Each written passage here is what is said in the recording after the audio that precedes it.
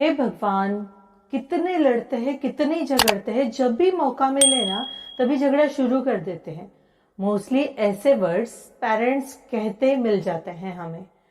जरा सोचिए कि कभी ऐसे आपको सुनाई पड़े बच्चों के मुंह से कि जब भी मौका मिले ना तब भी झगड़ा चालू कर देते।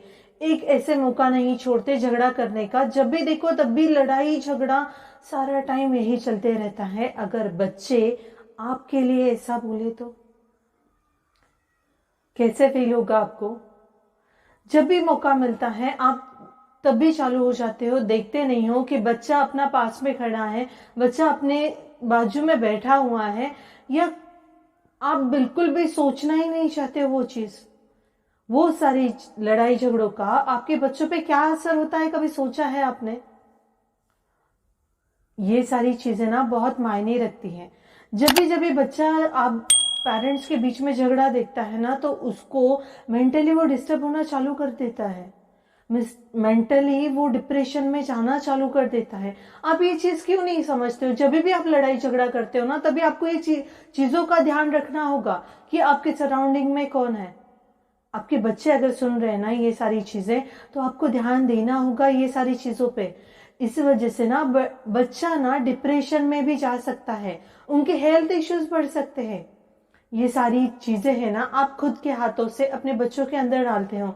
यही नहीं कि आप ये चीज का ध्यान नहीं रखते हो कि अगर ये हमारे लड़ाई झगड़े देख के बच्चों पे क्या असर होगा, ये चीज का भी आपको कुछ लेन देन नहीं पड़ा रहता है। बस ये रहता है ना आपका ईगो आगे आ जाता है, ईगो अड़ी आ जाता है कि बाबा इसने ऐसे बोला है तो मैं सुन के कैसे लूं, इसलिए दोनों में झगड़े चालू हो जाते हैं।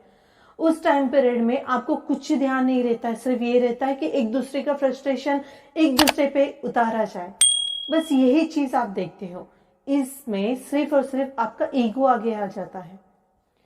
इस वजह से आपका कितना नुकसान होता है, आपके बच्चे पे क्या असर होता है ना, ये चीज से आपको कोई लेन देन नहीं रहती है। उस टाइम में सिर्फ आपको आपका फ्रस्ट्रेशन निकालना रहता है। देखो मैं ये नहीं बोल रही हूँ आपके जो भी झगड़े रहते हैं ना, जो भी आपके मनमुटाव रहते हैं ना, वो आप जब भी बच्चा घर पे नहीं रहता है या फिर आप एक रूम में जाके वो डिस्कस कर सकते हो, सॉल्व कर सकते हो। क्यों ऊंची आवाज में एक दूसरे से बात करनी? अगर कोई भी प्रॉब्लम इजीली सॉल्व हो सकती है ना तो वहां पे ईगो आगे आना ही नहीं चाहिए। दोनों ने मिल बांट के ये प्रॉब्लम सॉल्व करनी चाहिए। आपको पता है ये जो प्रॉब्लम है ना, ये मेरे सब्सक्राइबर की प्रॉब्लम थी। उन्होंने मुझे सजेस्ट किया था कि मैडम ये जो मेरे पेरेंट्स है ना, ये सारा टाइम झगड़े करते रहते हैं और उस वजह से ना मुझे शादी करने से भी डर लग रहा है अभी। क्योंकि शादी करने के बाद ना जो मैं देख रहा हूँ अपने पेरेंट्स को, सारा टाइम दिन भर वो लड़ते रहते हैं और इतना चिल्ला चिल्ला के बातें करते हैं ना, तो मुझे तो अभी शादी करने से डर लग रहा है। तो उन्होंने मुझे बोला था ये चीज के ऊपर ना आप वीडियो जरूर बनाइए, और जो भी पेरेंट्स ऐसे मिस्टेक कर रहे हैं, जो भी बच्चे ऐसे सरवाइव कर रहे हैं ना, उनको थोड़ा गाइड कीजिए, पेरेंट्स को भी गाइड कीजिए, क्योंकि इसका असर ना हम बच्चों पे बहुत ज्यादा हो रहा है। तो इसी बारे में मोस्टली आजकल पेरेंट्स में झगड़े बहुत ज्यादा होते हैं, ये सुनाई पड़ता है। बिकॉज ऑफ द उनका मिसअंडरस्टैंडिंग ज्यादा हो जाती है, एक दूसरे में अंडरस्टैंडिंग पावर ज्यादा नहीं रहती है, एक दूसरे को समझते नहीं है, एक दूसरे की फीलिंग समझते नहीं है, एक दूसरे की प्रॉब्लम समझते नहीं है। इस वजह से ना झगड़े बहुत ज्यादा हो रहे हैं। इसी वजह से आज मैं कुछ पॉइंट्स ले आई हूँ। आपको ये पॉइंट्स ध्यान रखने हैं। पेरेंट्स मोस्टली ये अगर आप देख रहे हो ना तो प्लीज ये वीडियो कंटिन्यूअसली लास्ट तक देखते रहिए, क्योंकि ये बहुत ज्यादा इफेक्ट करने वाला है आपके ऊपर और आपके बच्चों के ऊपर। देखो फर्स्ट पॉइंट ये है कि आप ना आपके किड्स जो रहते हैं, बच्चे जो रहते हैं ना, उनके साथ रिलेशन कैसे होना चाहिए। रिलेशन देखो मैं ये नहीं बोल रही हूँ, ऑब्वियसली हर पेरेंट्स अपने बच्चे की बहुत अच्छे से केयर करता है, बहुत अच्छी उनकी देखभाल करता है, बट एक चीज में वो पीछे रह जाता है। जब भी आप पेरेंट्स में मनमुटाव या झगड़े हो जाते हैं ना, तभी आपका जो स्पीकर रहता है, आपका जो वॉल्यूम रहता है ना, वो बहुत ज्यादा बढ़ जाता है। आप उस टाइम पे देखते नहीं हो कि आपका बच्चा जो है ना आपके बाजू में बैठा हुआ है, आपको देख रहा है, दोनों को कंटिन्यूअसली वॉच कर रहा है। देखो कई कई बच्चे कैसे होते हैं पता है क्या, वो झगड़ा देख देख के ना डिप्रेशन में भी जा सकते हैं, उनके हेल्थ इश्यूज बढ़ सकते हैं। और दूसरे टाइप के जो बच्चे रहते हैं ना, वो कैसे हो जाते हैं, आप दोनों को चिड़चिड़ा देख के आप दोनों एक दूसरे पे शाउट कर रहे हो, बहुत जोरों जोरों से चिल्ला रहे हो, वही सेम प्रतिक्रिया जो रिएक्शन रहता है ना, सेम वही टाइप 2 बच्चे में आ जाता है।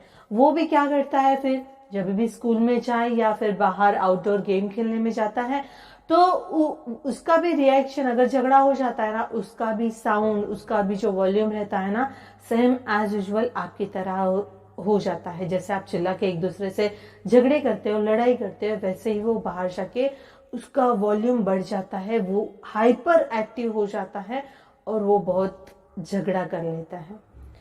तो इसीलिए बोल रही हूँ, अगर जो भी आपका लड़ाई झगड़ा है ना, तो एक रूम में जाके आप उसे सॉल्व करने की कोशिश कीजिए, और जितना हो सकता है ना बच्चे के सामने झगड़े मत कीजिए। और वही बच्चे कई बार बहुत ज्यादा एग्रेसिव हो जाते हैं, बिकॉज कैसे होता है कि आप दोनों झगड़ा कर रहे हो, जोरों जोरों से चिल्ला रहे हो, तो उस वजह से ना वो बहुत ज्यादा एग्रेसिव हो जाता है। कई बच्चे कैसे होते हैं, अगर आप पेरेंट्स में झगड़े चालू हो जाते हैं ना, तो कई बच्चे रोना चालू कर देते हैं, और उनको बहुत डर लगना चालू हो जाता है, उनके बिहेवियर में ना चेंजेस आ जाते हैं। वो कभी कभी बहुत ज्यादा ना टेंशन लेके बैठ जाते, कभी किसी से बात नहीं करते, उनको ना बहुत ज्यादा लो फील रहता है। कभी आपने ये चीज नोटिस की है कि ऐसे आपके बच्चे के अंदर चेंजेस क्यों हो रहे हैं, या फिर घर घर का माहौल बच्चों के लिए सही है या नहीं है, ये चीज का भी आपको ध्यान रखना होगा।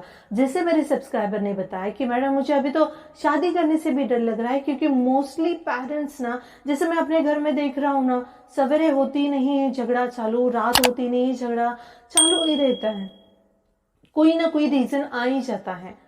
और मुझे समझ में नहीं आता कि मैं अभी शादी की मेरी एज हो चुकी है, तो मैं शादी करूं या नहीं करूं।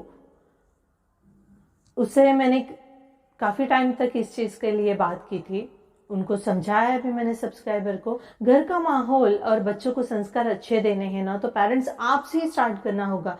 कैसे होता है, जैसे हम पेरेंट्स बच्चों के सामने रहते हैं, बच्चों के सामने हम कोई भी काम करते हैं, कोई भी अगर बातें बोलते हैं, इवन यही नहीं, मैं अगर पेरेंट्स में फादर की बात करती हूँ ना, तो उन्होंने ये भी चीज का ध्यान रखना होगा उनको, कि ऑफिस से आते हैं ना, ऑफिस में जो भी उनका बॉस ने चिल्लाया है या फिर कुछ भी उनको टेंशन रहती है ऑफिस की, तो उसमें ना उन्होंने कभी भी बैड वर्ड्स यूज नहीं करने चाहिए। जैसे मोस्टली घर पे आने के बाद भी कई पेरेंट्स ऐसे गालियां वगैरह देते हैं, अब्यूजिंग वर्ड्स यूज किए जाते हैं, तो वो उनको ध्यान रखना होगा। क्योंकि बच्चे कैसे होते हैं, बच्चे ना पेरेंट्स से ही सीखते हैं। आप जितने ज्यादा बैड वर्ड्स बोलोगे उतना बच्चे सीखेंगे, जितना ज्यादा आप घर पे हाइपर रहोगे ना, वैसे ही बच्चे बन जाते हैं। और कई बार क्या हो जाता है पता है क्या, बच्चे ना अपने साथ, अपने पेरेंट्स के साथ ही ना इनसिक्योर फील करते हैं। जैसे कि मैं बात बोलूँ ना, आजकल बच्चे इनसिक्योर फील करते हैं इन द सेंस कि रोज के वो झगड़े देख के। फ्रेंड के घर पे जा रही थी, वहां पे मोस्टली स्कूल छूटने का टाइम हो गया था, और वहां पे एक बस स्टॉप था, वहां पे एक लड़की हॉस्टल के लिए रवाना हो रही थी, उसके पेरेंट्स उसे छोड़ने आए थे बस स्टॉप पे, कि उसको हॉस्टल जाने के लिए बाय करने के लिए वो उसे वहां पे छोड़ने आए थे।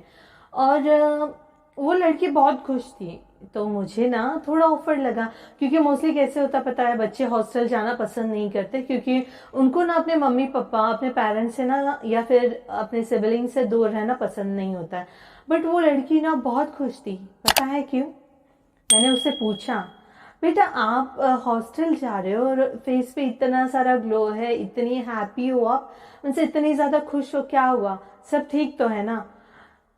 तो उसने मुझे बताया कि देखो ना, कि मैं ना इसलिए हॉस्टल जाने के लिए खुश हूँ क्योंकि मैं रोज देखती हूँ अपने पेरेंट्स के रोज दिन रात झगड़े, और मैं चाहती हूँ कि मैं वो झगड़ों से ना थोड़ी दूर रहूं। और मेरे पेरेंट्स ने जब भी बोला कि हॉस्टल जाना है तुझे, तो मैं उसी टाइम राजी हो गई थी, क्योंकि मैं ना इनके झगड़ों से बहुत परेशान हो गई हूँ। मुझे ना कुछ भी अच्छा नहीं लगता है, अभी घर के अंदर रुकना ही नहीं अच्छा लगता है। तो वो चीज सुन के ना मैं बहुत ज्यादा शॉक हो गई थी। देखो बच्चों के रिएक्शन कैसे आने लगे हैं? बच्चे अभी अकेला रहना पसंद क्यों करने लगे हैं? आप सोचिए इस बारे में। और हो सकता है ना, अपने बच्चों का थोड़ा ध्यान रखिए। अपना घर का जो भी माहौल है ना, उसे सुधारने की कोशिश करिए और अपने पार्टनर के संग एज अ फ्रेंड करके ट्रीट करिए। जितना आप फ्रेंडली रहोगे, जितना आप एक दूसरे से प्रॉब्लम शेयर करोगे ना, उतना आपका बॉन्डिंग अच्छा होगा। इवन आपका घर का माहौल भी अच्छा रहेगा, बच्चा भी खुश रहेगा, बच्चा अपने पास रहेगा और वो भी हैप्पी रहेगा और आप भी हैप्पी रहोगे। वीडियो अच्छी लगी रहेगी तो लाइक ज़रूर कीजिए। चैनल पर न्यू हो तो सब्सक्राइब ज़रूर कर देना और थैंक्स फॉर वॉचिंग।